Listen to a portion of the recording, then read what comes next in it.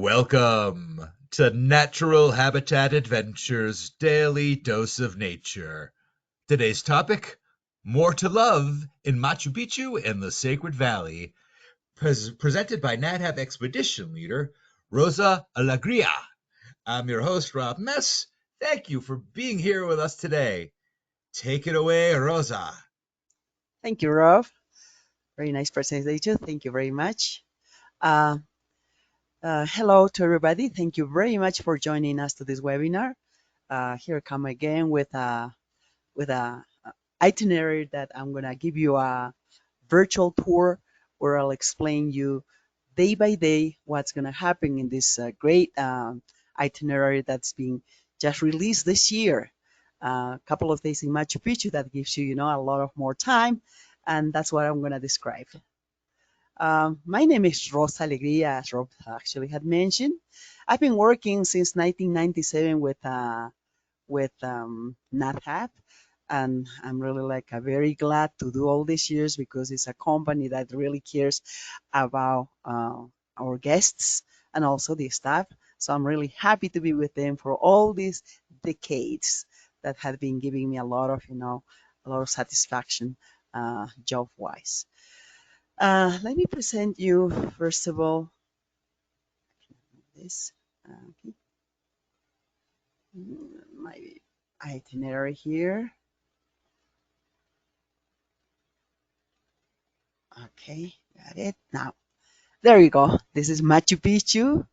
Machu Picchu, the classic picture that shows everywhere, wherever you've seen this mountain that gives you, the location of being in this country called Peru. Peru has about 32 million people. Most of them concentrate in the Lima country. But in order to show you which one, which region happens to be Cusco, we have here the map of South America. I want you to see, it says here the land of the Incas, and this is the modern map of Peru. I am right now in this region, Cusco.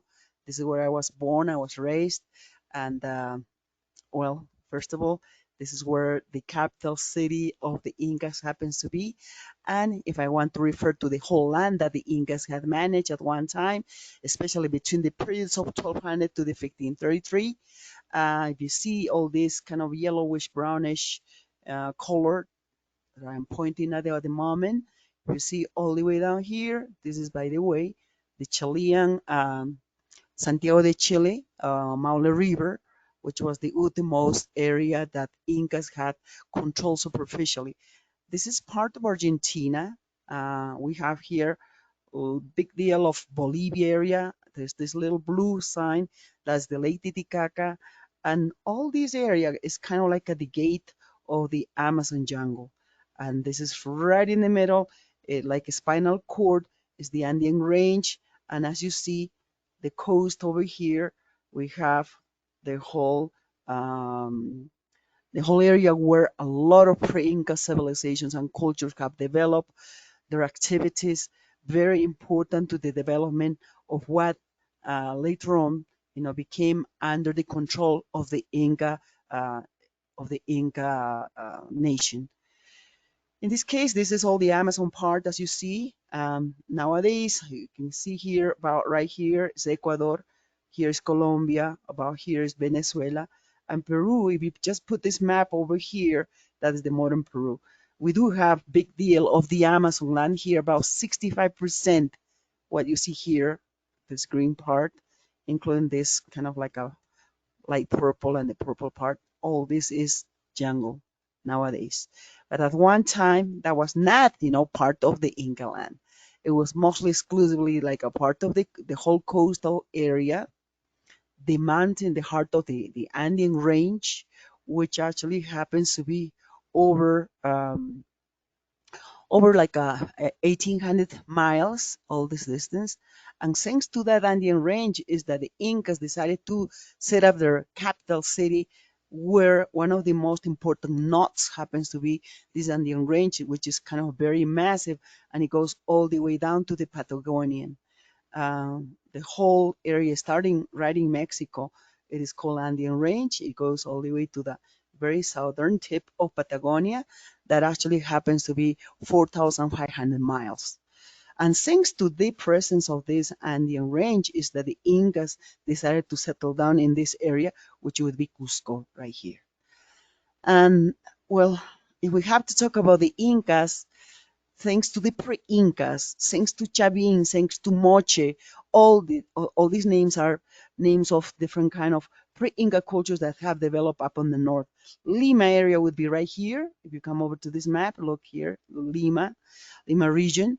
And over here, all these areas where a lot of these important cultures have developed before more or less about 3,500 BC. And the most important ones is kind of like around Lima. It's a civilization called Caral. But eventually, they start to dissipate and extend their power towards the northern area. We do have a lot of these important cultures, and we do have archaeological remains that actually kind of tell us how developed they were these societies. But then later on, more or less by the 1200s, as I said, the Incas are the ones who have extend their surface, mostly because they were very obsessed with the fertile land to do more, to produce more food. And this is due to the climatological changes, due to the different kind of phenomena that we usually have in these regions.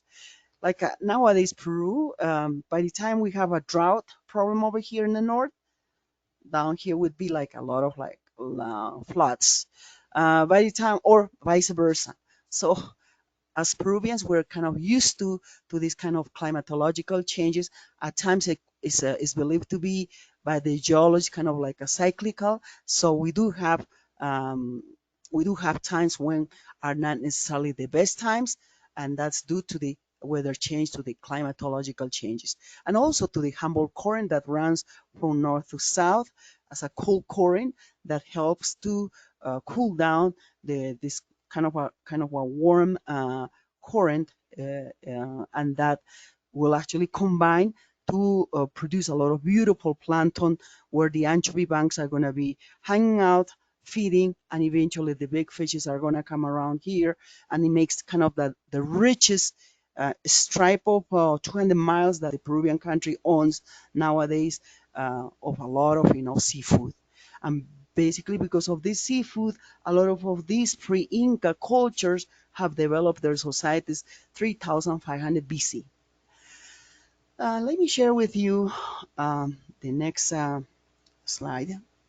And this is to basically take you straight to what we like to show you. This is the itinerary. The name of this tour, of this trip, happens to be Machu Picchu and the Sacred Valley. Well, we're gonna have like we usually have like about we used to have, by the way, just about 6 days, but nowadays we have 7 days. We had well, not have had arranged, thanks to the request of a lot of our guests, to add one more day to Machu Picchu, and that's what I love to present to you guys, because none of the other companies would ever offer you such a relaxing, such a interesting trip, with Machu Picchu having to enjoy for 2 full days, and we're not included the train ride, which is actually on the day 6. So if you the day first you arrive to Lima, the second you come early in the morning straight to Cusco. Right immediately we go to the Valley of Pisac. Eventually we hang out for one more day in the Urubamba Valley, where we get to see to this hummingbird sanctuary, and then we go by train, to Machu Picchu, and the same way. This is the most exciting day, day 5, Machu Picchu, Huayna Picchu, where I would say the highlight of the whole trip. And then the day 6, we're gonna go to Cusco, and the next day, quick visit towards Sacsayhuaman, one of these incredible Inca monumental sites. And then in the afternoon is the departure to Lima. But let me show you part of what happens, in the itinerary. So you get to the airport, and one of our representatives is gonna come to get you at the international area. So they're gonna take you straight to the hotel for you to rest and be ready. This is the accommodation to be ready for the next day that you're gonna be coming, to Cusco. They're gonna be waiting for you at this international airport in Cusco with this kind of vehicles. And then I'll be there with our driver, with our team, NADHAB team, and another novelty that I like to share is basically that for the first time in Cusco, NADHAB is introducing an car that's going to be used perhaps in the following trips, basically more or less in March or April or March. But we're really excited to be, part of that valuable idea of conservation and avoiding pollution, because this is going to be a total change in the Cusco tourism operation, because none of the other companies ever had used such a car. Not have is introducing this new vehicle that we're really proud of. So this is it's going to be very exciting, because it's basically setting up a new way of operating, these tours in Peru, and basically in Cusco, where most of the tourism activities happens to be. So the what we do is, once we get to the airport, we're gonna get in the vehicles and we're gonna drive towards this area called Pisac. Pisac is an archaeological park. In fact, this Peruvian country has over 76 natural national parks that are totally dispersed in the whole country. Um, but also the Ministry of Culture, they decided to do archaeological parks, which doesn't mean the cultural part, only the cultural part, although also it means the flora and fauna that is protected in the area. When we come to Pisac, by the way, we usually tour around and we walk right on this terrace. We're able to walk on the terraces and to get to see a lot of these different structures of villages which were left.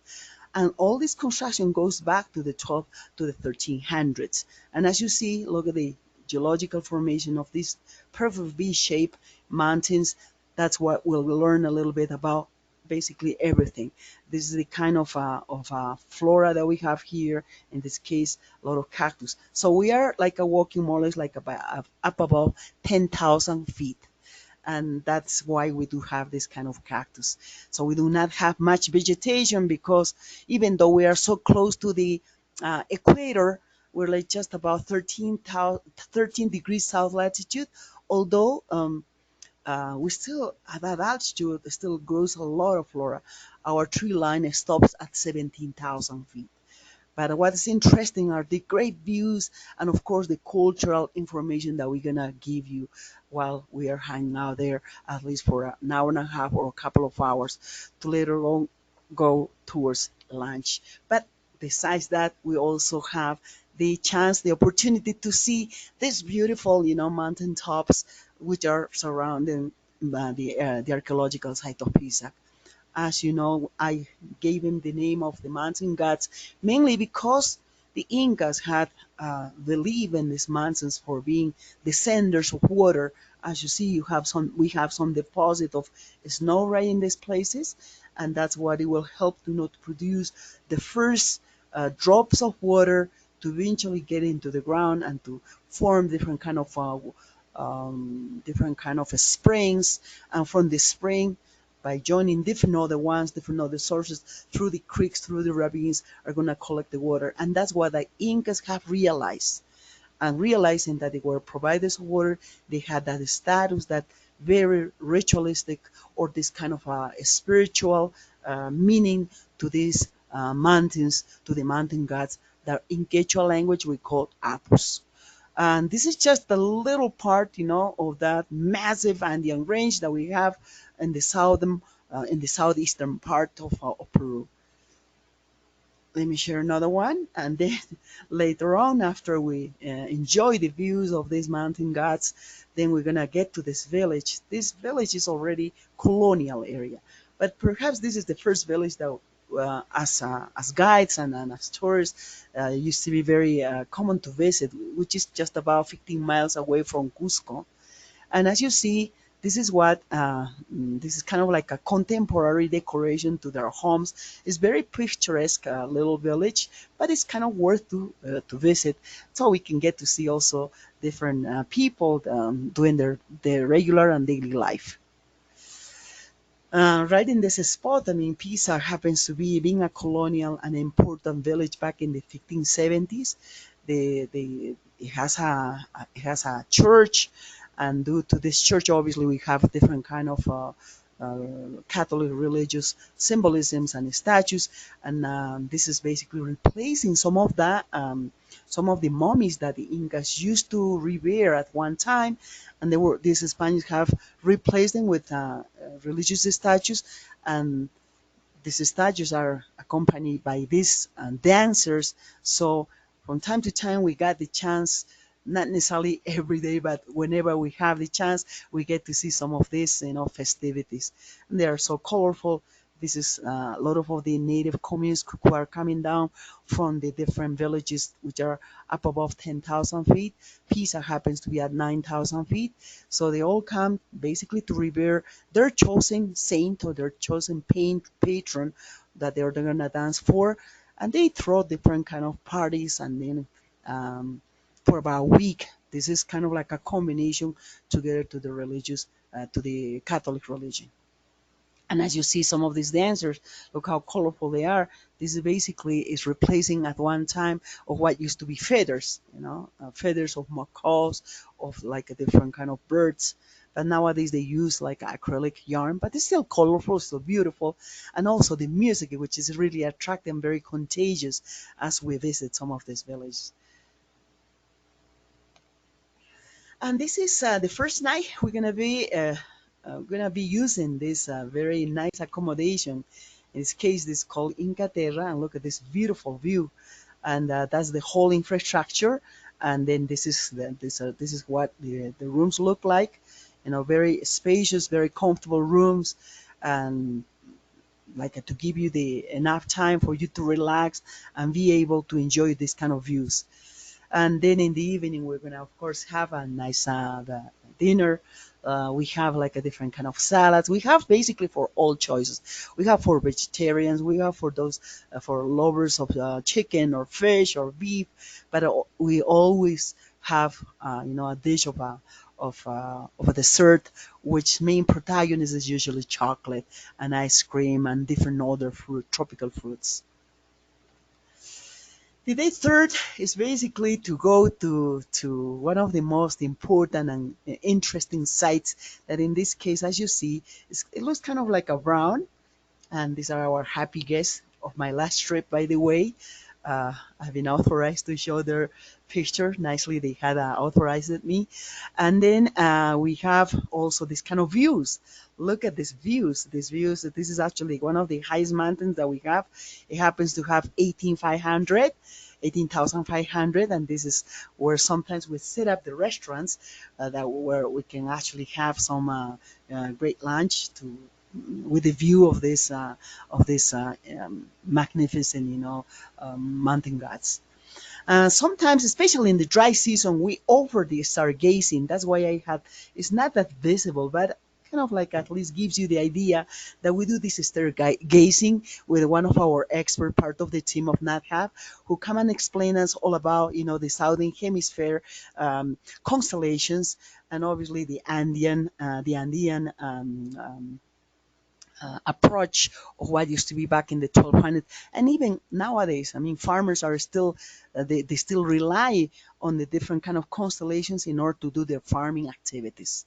So if you come in the wet season, this wouldn't be possible because it's all cloudy. But right at the beginning of the dry season, which actually starts in May, that's when we do this stargazing activity.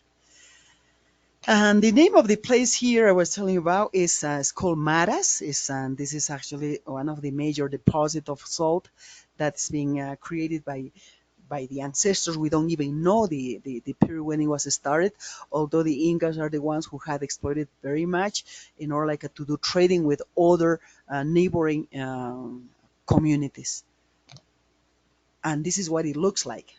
The name of this place is called Maras, and as you see, even though it looks brown, and this is because, if you see this lady, is actually she's harvesting and scraping with a tool the cream of the salt to eventually clean it better, and to sell it, for human consumption once it's treated with the different kind of elements that they should. So Maris is quite attractive, especially in the dry season. In the uh, in the wet season, that's what it looks like, a little bit brownish because the rain is being washing it out. That's why it looks kind of brown. But in the dry season, that's the way it almost looks like snow, but that gets washed away by the rain, by more or less like a 3 months of rain.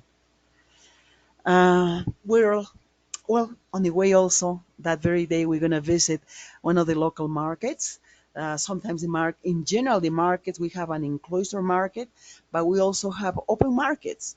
So the enclosure market will sell different kind of regular stuff that we always have, like we will have like a tomatoes, different kind of vegetables, or different kind of potatoes, which are going to be sold by these ladies that they go daily because they rent a little stall.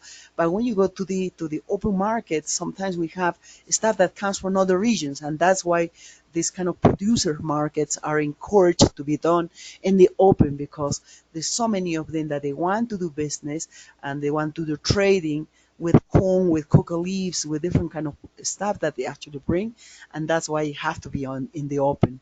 Mainly this in the dry season. Part of that market also, we have a lot of flowers. We do love flowers as locals, so flowers is part of it. And then the markets are quite attractive and quite it's a lot of fresh food, and it's very exciting to go to the market because we can buy different varieties of potatoes.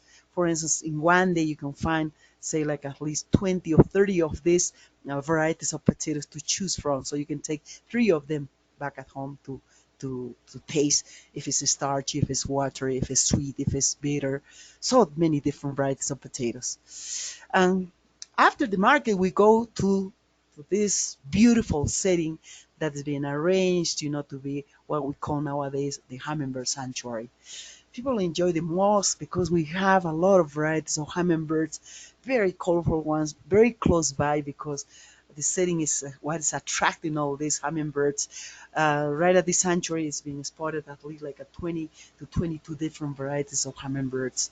And that's what, people, right up from this balcony, we quietly observe what's going on around this area. The activity goes for at least like about 1 hour of a very dynamic activities of all these hummingbirds, between this, for instance, this giant sword bill hummingbird, or this long-tailed bird, that they hang out and they fight and they are very territorial. We can observe their behavior.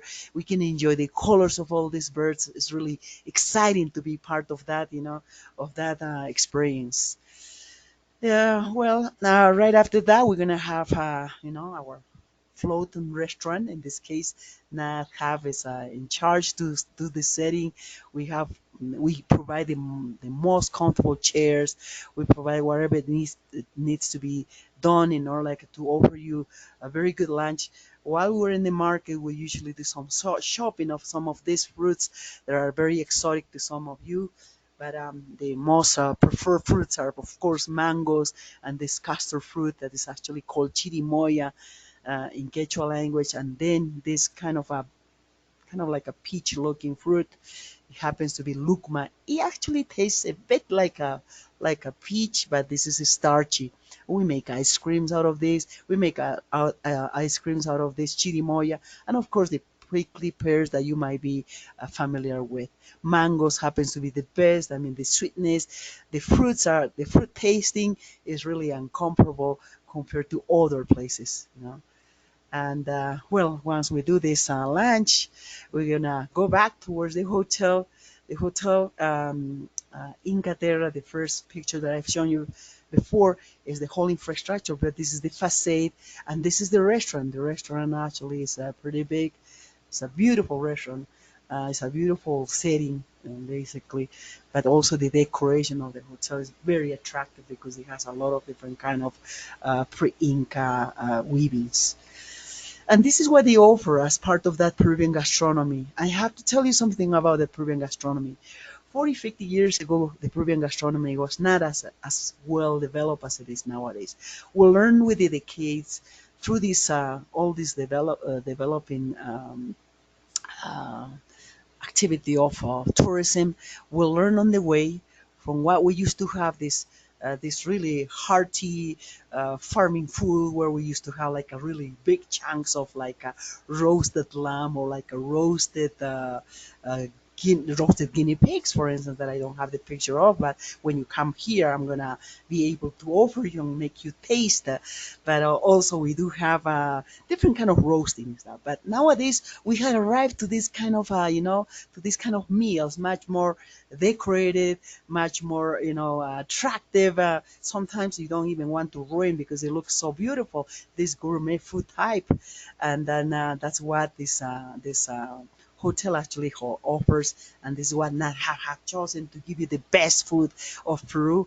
But we always will have always three meals. This we have an appetizer, we'll have the main meal, then we'll have dessert, and as I said before, chocolate is always the main protagonist because it's so tasteful, so rich, so basically like 100% of cocoa powder in it. Then we go to the day fourth. Look at here. Before we hit, the train station. This is the train station that we're gonna get to. We're gonna take this kind of a train. But before we hit this train station, we usually take some time to see on this beautiful village, which name happens to be Ollantaytambo.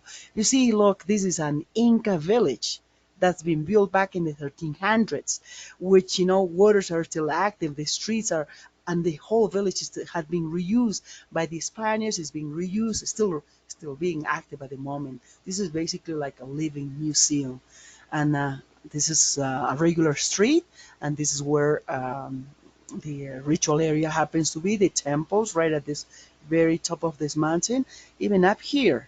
A lot of terraces as you see. Obviously, the pictures doesn't really show the best of it. But when we walk through these little streets, then you'll get the real sense of how orderly was the urban planning of this Inca society. If we have to talk about urban order in urban planning, these were the Incas in South America.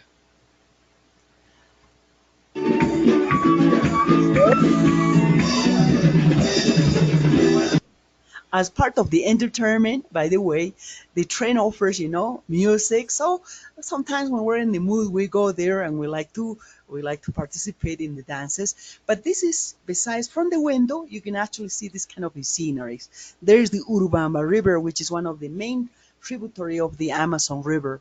Imagine this river is high up and it goes all the way up north to the Amazon River. So besides this section, we have richer and more beautiful, sections that I'm not able to show you, but this is where we're gonna get to the historic sanctuary of Machu Picchu. This is the classic picture that you probably have seen before, but this is what where we actually do a tour. We spend the whole afternoon of the first day. The other part of the morning is like basically riding the train until we get to Machu Picchu. This is basically the highlight of the trip. I'm not going to deny that, for instance, Pisa, Maras, and the other ones are as attractive, but the fact that this place has that greenery around in the surrounding mountains is that what it makes it really very and very attractive. Culturally, it's perhaps one of the best preserved Inca cities if we have to compare to other places. There's no people here, although a lot of quite big deal of it has been is being restored using reusing the same material that was right in the area, and we can walk through it and we can spend, as I said, the afternoon right in Machu Picchu. And right here we have a beautiful picture. This is when it gets to be foggy, especially this time of the year, like when it's the wet season. And there we have, this kind of like a scarf like around Huayna Picchu, the young mountain. Then we also, as part of it, we have a lot of like a beautiful flora. And this particular orchid, which name is Masdevallia, happens to be right at the gate of Machu Picchu. So as soon as you get to Machu Picchu, right immediately you get to see some of these orchids. Not in the whole site, but at least right at the gate. And this is a photograph that was taken in the afternoon, but it shows you the kind of like a dramatical, shadows that are helping to make it look much more enigmatic. These mountains of Machu Picchu. And well, the only residents we cannot tell you much about the fauna here because most of them are like a pumas, like a condors, like a hawks, and like eagles. Yes, they are around, but they are not as visible as these regular residents like we have. The llamas. There are entire families of llamas, especially llamas, because since Machu Picchu is a little warmer, this is not the natural habitat for alpacas. This is mainly like a for llamas. Uh, Here we go again, the mountain, the top of the mountain. But this is one of the most incredible um, sites that we have within the cultural part of Machu Picchu. But it's interesting, and I don't know if you can get to see this window where there's a couple of this regular residents also of chinchillas. This is the Andean chinchilla. We call them bizcacha. And from time to time, these guys, they just go in areas to sun themselves. And this happens to be the Temple of the Sun of Machu Picchu. And there we go, right in the window, a couple of them. And from time to time we'll get to see them also, especially in the dry season, in the spots where are so very visible. Here we are, and that very night. This time we are changing of accommodation, but this is what it looks like. This whole infrastructure is set up at 6,000 feet, and it's this kind of a terrain is actually this kind of an area. It's called the cloud forest, and as you see, we have a lot of greenery, and this is part of the natural, forest. And the hotel is set up in the middle of this. Is being set up in the middle of this at one time tea plantation. Nowadays it's not as productive as it used to be before, but the hotel still uses part of the tea to offer to their guests, which is really very tasteful. But besides, also I like to also show you part of the accommodation. Look at it, spacious rooms, really great beds, and then also, of course, part of their part of the stuff that they offer is the restaurant. And as you see here, we have Peruvians. We produce a lot of asparagus. This asparagus is presented as an appetizer. We also have like a trout here, trout with some seafood. Trout happens to be in Cusco, very fresh, very good, very tasty. It almost looks like a salmon. And again, part of our, dessert, usually, chocolate with different kind of other fruits, with strawberries and stuff like that. And let me go through the day 5. Machu Picchu, Huayna Picchu, and the garden tour. By the way, this is the most exciting, from my point of view, for those nature lovers, would be, the highlight.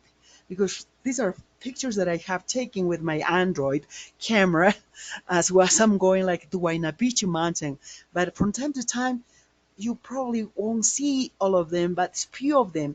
Suddenly, after like 5 years, I see one of these. For instance, this particular orchid, Telipogum, which is being, just like a very close to the trail where we're walking. I didn't have to go somewhere else like to take picture of this plant, or maxillaria, which is, by the way, too, this one, another orchid, which is we call commonly the corn orchid, and different other ones. I mean, there's so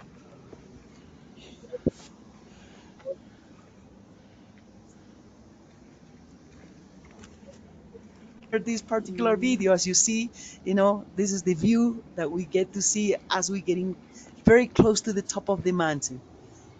You see, there are Inca walls there, a lot of terraces, staircases that lead us towards the very top. There we go, the staircase, the lady, and that's this. They are our guests. They are really happy. We're very like a minute away from the top, and there we go. We happy, the happy guest. They're on top of Huayna Picchu, the classic mountain that I've shown you before in the picture. And then what I can share with you is this micro world. We have a lot of like caterpillars. We have the arthropods with the mushrooms. We have these bryophytes. So rich, the birds, flora that we have just in about like a couple of hours of a hike to the top of the mountain. This is like a ready within this great national historic sanctuary of Machu Picchu that happens to have about 89,000 acres, and that's what offers us. If you would be able to even come towards the Inca Trail, that will give you a better idea of it. This one's a very good introduction, to our biodiversity that we have within the historic national sanctuary of Machu Picchu, because there's a major attraction between culture and between the biodiversity. Here, more orchids. Look at this kind of orchids. Again, these are pictures that I have taken in one of my trips. I don't even have the time to stop. It's just like a very quick pictures that I've taken. And this is by the way one of the biggest orchid that we have in the world. This is on one single flower. His name is Sobralia dicotoma. This one is Sobralia macrantha, quite common, usually like at the beginning of the dry season. And this one is called like epidendrum. This is a bunch of orchids. This is a bunch of flowers, but they are also orchids. So right in this trail, and sometimes just at the gate of Machu Picchu, we get to see a lot of orchids. So, but not just that. When we go down to the hotel, we also have, or on the way to Machu Picchu, we get to see many of them. These are taken in different, seasons, obviously, and this is by the way pictures that were taken right at the garden tour, which is in the background of the hotel area. These are being taken by some of the Inca Terra experts. You can get to see ladies slipper. We have different kind of orchids. There's a collection of over 315 different varieties of orchids. So that actually gives you the idea of having to have, a whole variety of these beautiful flowers. More meals. Yes, this is the restaurant of this Inca Torre Hotel in Machu Picchu. And then we have, of course, more of these meals. We usually include like a lot of of our Andean crops. In this case, this is a stuffed chili pepper. We have like as a base, quinoa meal with some tomato sauce with a piece of cheese on it. And again, we have this beautiful dessert. We hit now the day 6. This is Cusco. And in order to get to Cusco from Machu Picchu, we first of all we have to ride the train again back to this village that I showed you before, Ollantaytambo. We will take our van, and then we go on the way. We're still touring. We're still getting to see beautiful scenery. Like in this case, for instance, we have the a natural lake, and that's where there's like a lot of farming activity going on. Um, Especially in the rainy season, we have all these patches of natural flowers, of the new growth of potatoes, fava beans, green peas, and different other crops that are basically ornating all these, fields. And this is Cusco. Cusco Valley, this is a very old valley that's above like this the top of this mountain happens to be between 16 to 18. I do not have a picture of the southern range, although it gets to about 22,700 feet above sea level. That would be actually Ausangate Mountain. But this is where, part of the historic center happens to be, and how is growing Cusco. If you would have come 40 years ago, obviously you will never see all these new neighborhoods that are actually making it really big. And this is thanks to tourism activity and different other activities like a mining, like a oil, like a gas that happens to be in the region. So we're getting to have more and more people, which is making it much more dynamic than before. And this is the mini square. And this is a kind of a festive day. Every Sunday, the army goes and to pull up the flags as a civic, festivity that is performed every Sunday. Here we have this beautiful, combination of the colonial and Inca construction. This is the temple of the son of the Incas that is being basically just adequate in order to make this Catholic church, which is really massive. This is just one side of the church.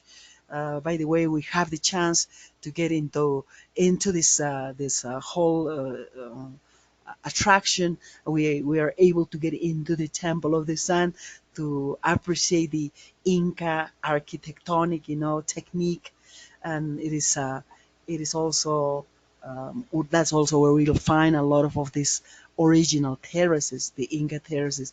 And again, what we're looking at right at this spot is is located right here, and this is the Catholic Massive Church, which is still active nowadays. Is still used by cloister monks. And here, later on, once we do like the Temple of the Sun, we're gonna visit the cathedral. The cathedral, by the way, is very attractive. I mean, it's not a kind of a boring, kind of a church that is not attractive. It's mainly because of the colonial paintings that were done by a lot of the indigenous artists. The indigenous artists were so good at basically replicating different kind of artistical works that the Spanish had introduced, not just with painting. Um, because remember, the Incas have done also a lot of these ceramic pots, and many of them were done for ritual purposes, and they used to use different kind of paints and different kind of oxides. And of course they had the ability, so when they got to be instructed by the Spanish, they read immediately. Cusco became one of the largest painting schools, and that was productive of all this kind of religious painting as part of the dogmatization of the Catholic Church in South America. If you see this cathedral is really massive. It has the Gothic ceiling, the Gothic style ceiling, and it's still used by nowadays. You can see every Sunday or every day before 10 in the morning. It is very active. So this is the hotel today. This is actually the Palacio del Inca, which is an Inca infrastructure adapted to be a hotel, perhaps one of the five stars first hotel that we had in the city. And this is the reception. It's decorated by a lot of these artistical objects, really beautiful. And of course, they will offer also, they have a restaurant where they offer their meals. Again, the kind of gourmet food that I was explaining to you before. This beautiful dessert with this tree tomato that's part of our produce in Cusco. And later on, we're going to visit. Oh, this is day 7, by the way. It's kind of like to finish the itinerary. I don't have better pictures, but I have uh, this kind of image to show you the way how these Incas had basically woven with stones, these beautiful walls. If you see, it has this kind of like a pillow shape, but it's seamless. When you approach to it, of course, there is a core in the backside, but this is part of that little section of this monumental site called Sacsayhuaman, which natural part is in the backside of the monument. This is actually being it's a geological formated, slide that nowadays is used as part of the local indeterminate just to slide, and this has been formed by the glaciers.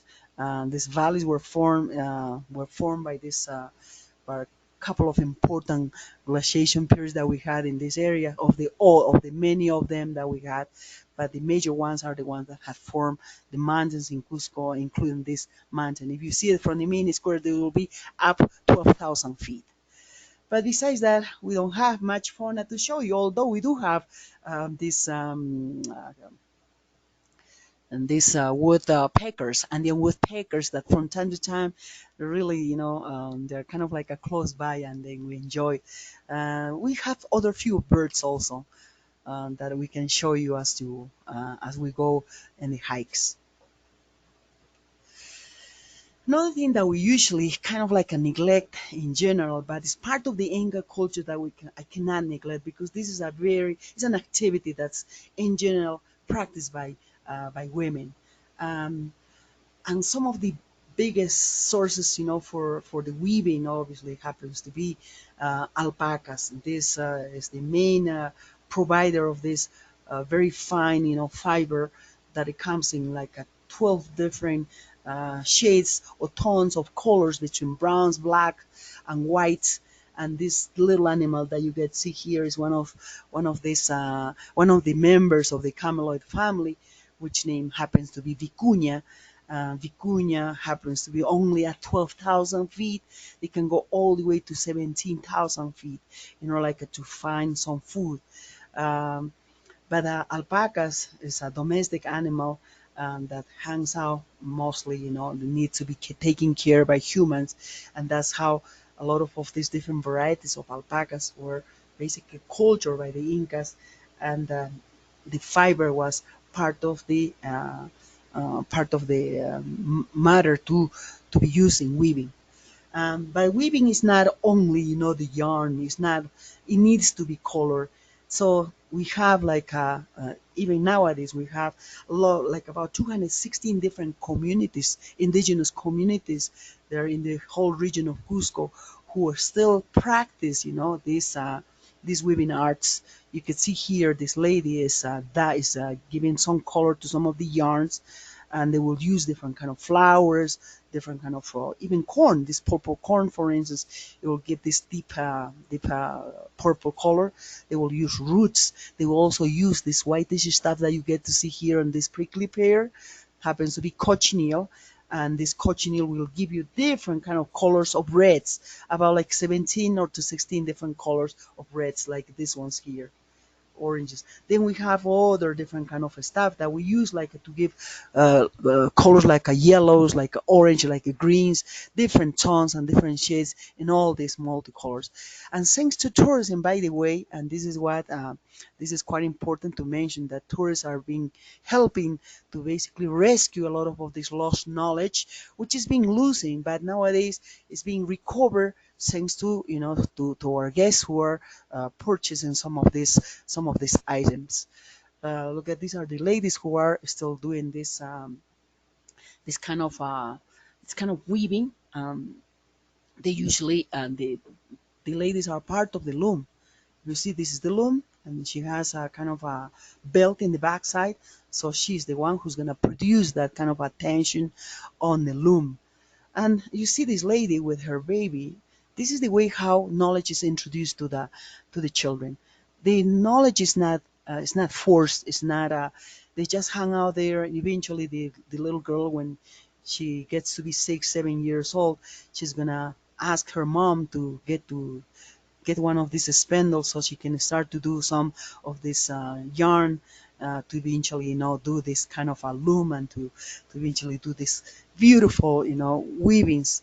Another thing that I like to I don't want to forget also to mention, thanks to the archaeological work that is being done along the coast, it's being rescued a lot of beautiful seeds, cotton seeds. Everybody thinks that cotton is only white, but here this image is showing you that we have different kind of colors. We have wild cotton seeds that happens to be green. Nowadays, since this is being rescued, from the very old civilizations, different cultures that were developed along the coast, they will rescue some of this, seeds, and now they are being grown massively. And this organic cotton, which comes in this brown color, this green color, this is not being dyed. This is natural. You can see here the plant. So thanks to all this rescuing of seeds by the archaeology and by different other people who are interested in producing more of this organic cotton, this is what's being produced. A lot of replica of these beautiful textiles, which used to be used as funerary, wraparounds for the mummies. And these are being replicated, and by using all this organic cotton, but also coloring with this previous um, flowers and different other elements that they will use to do the dye. Look how colorful, look how vibrant are, the different kind of symbolisms that are still practiced by many different families who are coming from a region called Ayacucho. and it's still the same. In this case, this is alpaca. Look at these beautiful weavings. You could see how ornated they are, and how, in this case, this is Inca, how geometrical, the symbolisms happens to be. But also the fact that they introduce a lot of part of the flora, part of their fauna, right in the weavings. So you have to say that the Incas didn't have writing. This could be one of these ways of communicating, or simply just pass messages, to anybody who would be interested, in getting to know about their symbolisms.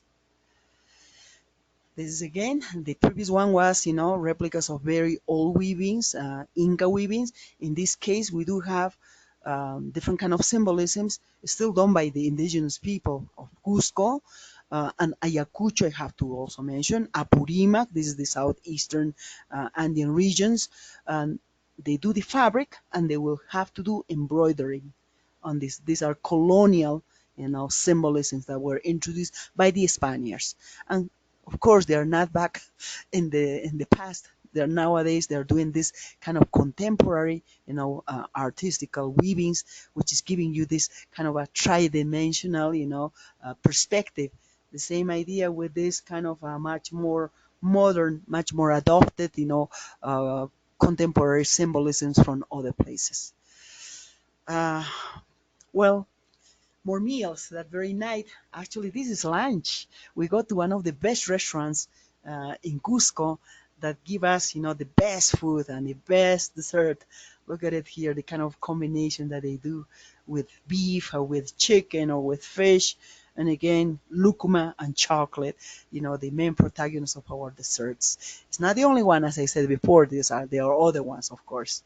And this is the restaurant, this really attractive restaurant in one of the colonial monumental constructions of in Cusco.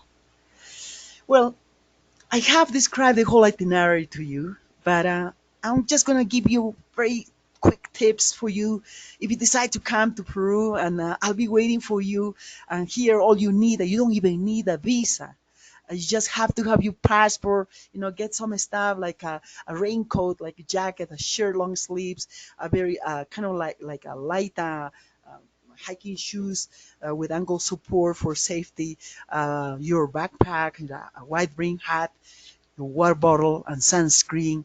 That that's all you need, in fact, and some other little stuff that actually they will tell you right in the pack list for you to come to Peru and for you to visit us. So please contact NatHab. We'll be here waiting for you, eagerly for you to show you everything that I have tried to share with you. Thank you very much, Rob. I hand it to you. Thank you very much for it.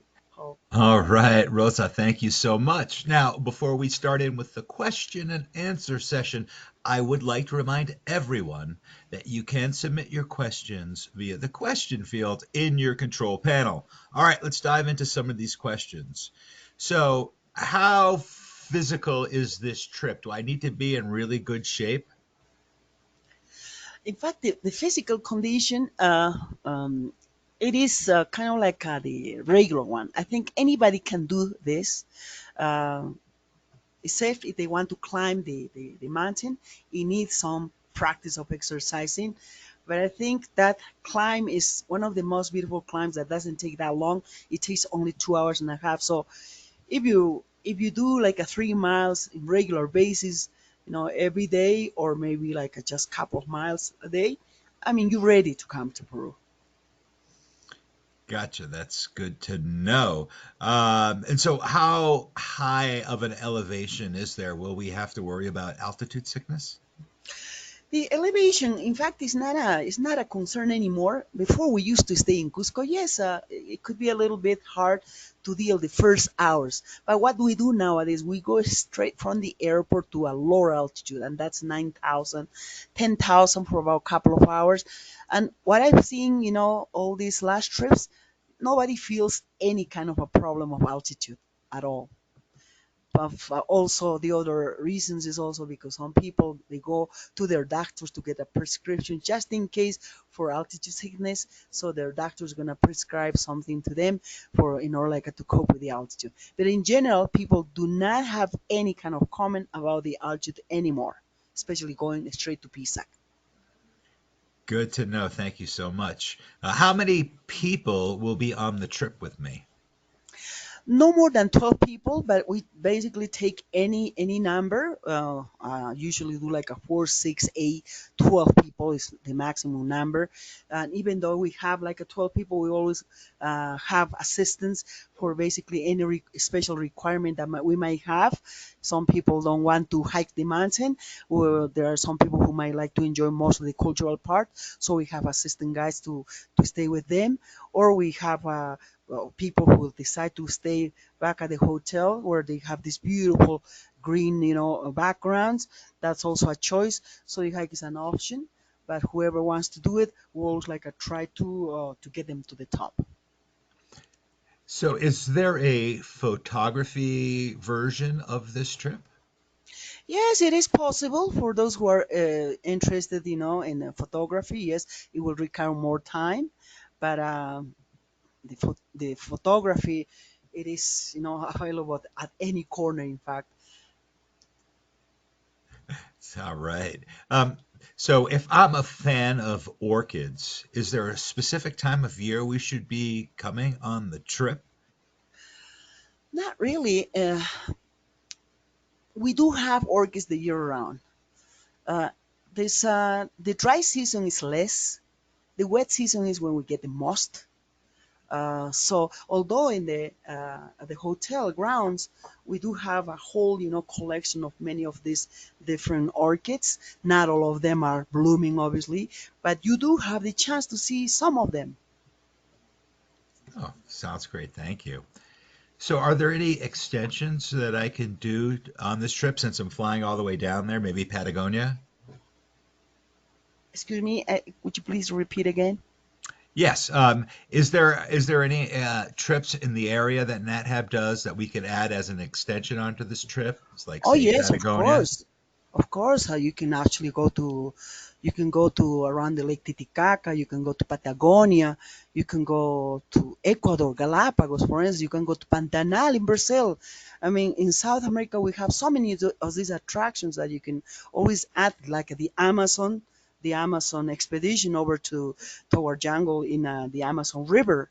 And there are so many of these, trips that we can offer you. I'm sure that not have experts are gonna get you more information about all these kind of trips. So, what time of year do we run these trips? We run the whole year. We don't stop because every season has its beautiful, attraction. If you come in the wet season, which happens to be between November all the way to March, that's why you're gonna get to see a lot of orchids. All these pictures that I have taken, it was in my last trip in January. And if you come in the dry season, you're gonna get to see more blue skies. You're gonna get to see more. We're gonna be able to do more hiking, uh, and it's really attractive. So, and the dry season happens to be between May all the way to basically October. So, any chance that I'll be able to see an Andean bear when I'm out there? Yes, it is possible. It is possible. It just is a matter of I don't know if it's luck or just like the hikes, because there are some times that I've never seen, like say in 10 years, and suddenly I see this spectacle bear at the gate of Machu Picchu, for instance, with this baby passing by in front of the tourists.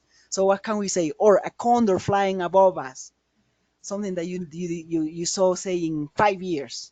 So it happens to be. So it's just a matter of the weathers. We don't. It's non-predictable, basically.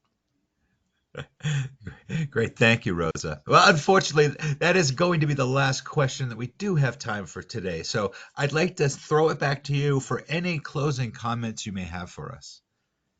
Well, the only thing I have to tell you is to invite you to come to Peru. We'll be waiting here for you. If you're really interested in culture, this is the place for culture. This is all about the Incas. We're gonna show you, the architecture, the hydraulic engineering, civil engineering of that is displayed in all these different kind of monuments that we're gonna visit. But also, if you're a lover of nature, we also have a lot of stuff to show you, like right in Machu Picchu, right in Cusco. It just all depends on what you're gonna tell us as your major interest. Well, there will be to answer all your questions. So please come to Peru. We'll be waiting for you. Thank you very much. All right, Rosa, thank you so much for taking the time to present for us today. And I'd also like to thank everyone who joined us today. So, if you are interested in information on how you can travel to Machu Picchu with NatHab, please give us a call at the number on your screen, or you can send us an email at info@nathab.com. Our adventure specialists are happy to help you out. And if you're part of a photo club, and would like NatHab to speak to your members about nature and travel photography, email us at webinars@nathab.com. Join us tomorrow for our next daily dose of nature. You can check out this week's lineup, including registration links, on our website at nathab.com/webinars. We did record today's presentation, and we will have the replay available on our website soon. With that, I will conclude today's webinar. Goodbye, everybody. We will see Bye, you Rob. next time. Bye-bye, Rosa. Goodbye.